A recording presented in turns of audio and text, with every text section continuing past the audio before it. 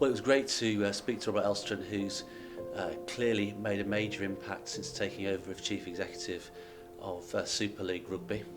And he was able to tell Downtown and its members, or give Downtown and its members an intricate insight into his plans for the future, the innovation that he's introducing into Rugby League, his plans to potentially introduce major investors who can deliver the kind of sea change that he's looking for in Rugby League to help Rugby League elevate its profile. It's a sport that's at the heart of the Northern Powerhouse. It's the heart of what Downtown do so much of so well.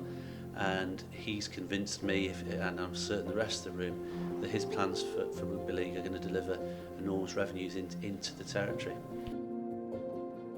Yeah, no, it's an interesting discussion around the world of sport generally, focusing on Super League, but we talked about anything and everything, the background to where we are as an industry and future challenges, and then very specifically around Super League. And we spent quite a bit of time actually talking about growth and where Super League might go, which was really interesting, and the impact that the Rugby League World Cup might have on that. I mentioned, a comment that I got back from senior people at Sky, which after me talking passionately about Rugby League for hours and hours and hours, which is what we've done here today, which is something I always enjoy doing.